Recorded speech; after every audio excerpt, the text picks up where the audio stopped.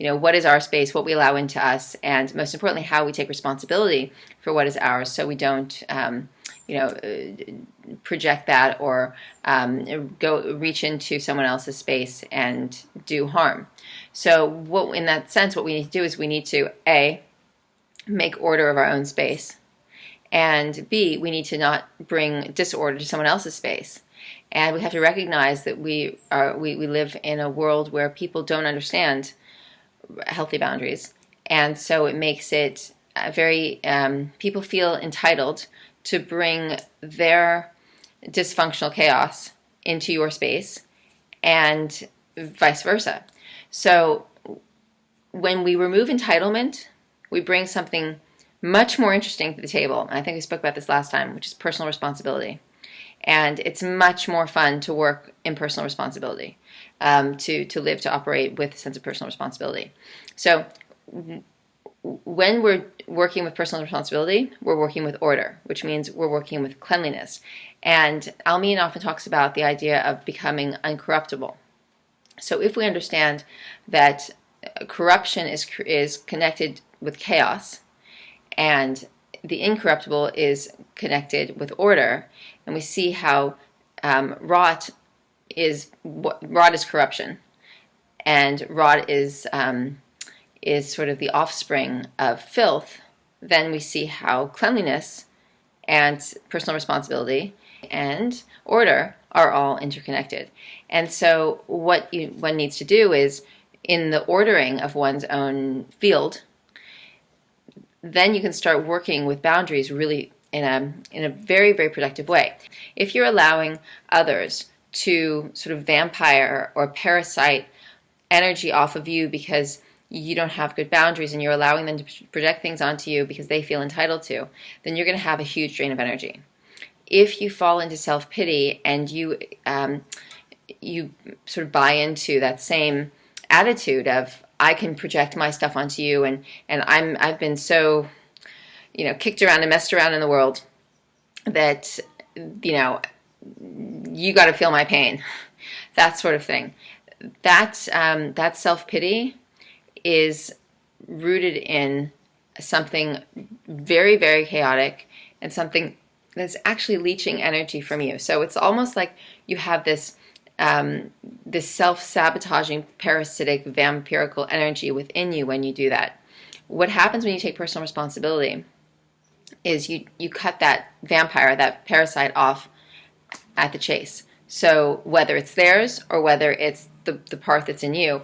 And remember that with everything, that which you embody within is going to be what you experience without. So you don't even have to worry about other people if you're focused on fixing yourself. Because once you fix yourself, your boundaries are going to be so healthy that you're going to see from miles away where they're projecting things onto you, where they're feeling a sense of entitlement, where they're in chaos, where they're in such a complicated space that they don't even know. It's really, at a certain point, it's their fault. I mean, they need to take responsibility for themselves and take ownership. Eventually, hopefully they will. But at the time, they're not conscious of the fact that they're doing this. They feel like it's just part of the way people operate. So we start to work on our personal boundaries and really start to make sense of them and see where there's been chaos, see where there's been pain, see where all these things haven't been working. And then to bring it back to the body, because I want to bring the whole boundaries concept back up again when we speak about emotions, functional and dysfunctional emotions.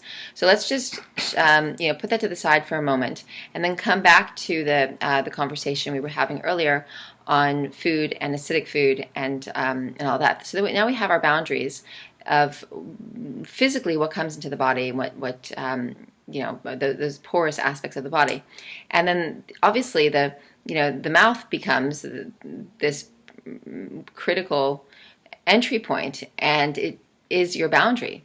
So if there's disorder emotionally, you're probably going to have a poor oral boundary. And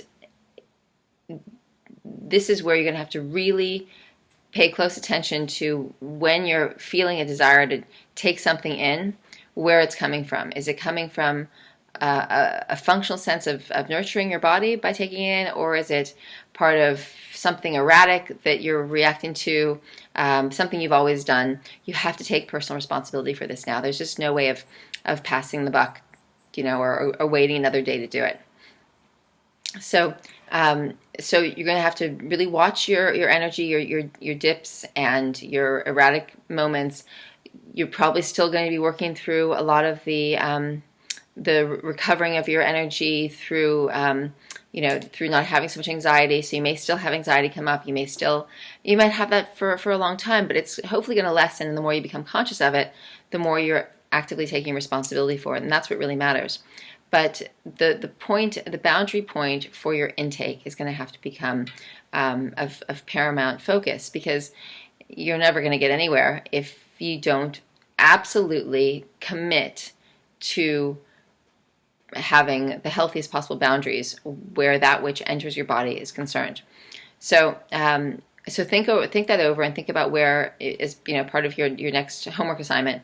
It could be smoking, it could be eating, it could be drinking, it could be popping pills, it could be any number of things that's not meant to go into the body, and that's your boundary. And we really need to know what are my boundary points, what are my limits, what is okay, what do I believe is okay, what's not okay. And I know that sounds very simple, but a lot of people just don't know that, and most people suffer in some way from allowing their major entry point, the one above the navel, to engage in chaotic interchanges, even though they know better, and that's got to change. It's going to undermine every effort you make to bring back the total recall. Sometimes it's a bit of a funny experience to be consuming so differently to the rest of the world, in terms of the time of day you eat, what you eat, where you eat, the piece that you want to consume in, all of these factors.